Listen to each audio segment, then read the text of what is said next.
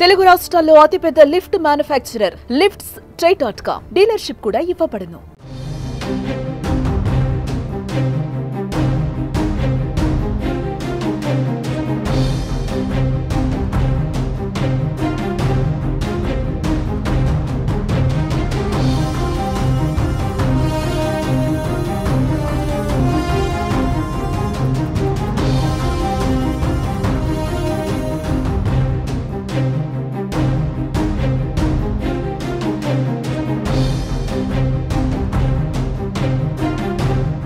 ముద్రగడ ఇంటి ముందు ఓ యువకుడు హల్చల్ చేశాడు. కాకినాడ జిల్లా కిర్లంపూడిలో మాజీ మంత్రి వైసీపీ నేత ముద్రగడ నివాసం దగ్గర తెల్లవారుజామున ట్రాక్టర్తో హడావిడి చేశాడు.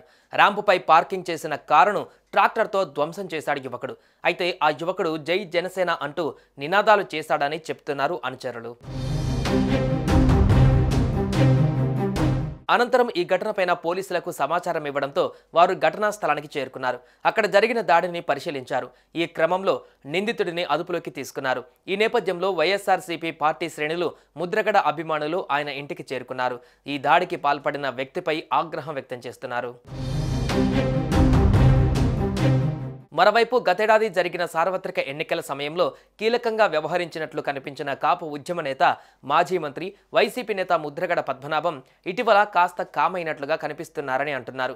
ప్రధానంగా జనసేనకు కౌంటర్గా ముద్రగడ గతంలో కీలక వ్యాఖ్యలు చేశారు. ప్రధానంగా చంద్రబాబుతో పవన్ కళ్యాణ్ పొత్తు పెట్టుకోవడాన్ని ఏమాత్రం జీర్ణించుకోలేకపోయిన ముద్రగడ పద్మనాభం ఆ సమయంలో సంచలన వ్యాఖ్యలు చేశారని అంటారు.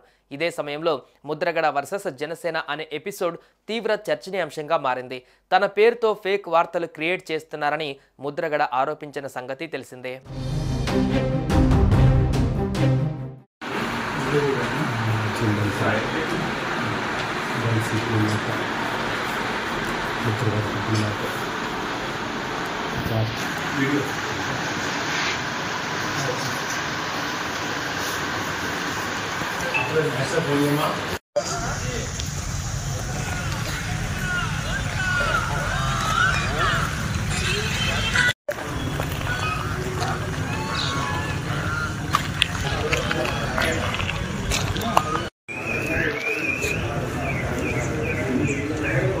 సుమన్ టీవీలో మీ పర్సనల్ అండ్ బిజినెస్ ప్రమోషన్స్ కోసం కింది నెంబర్కి కాంటాక్ట్ చేయండి.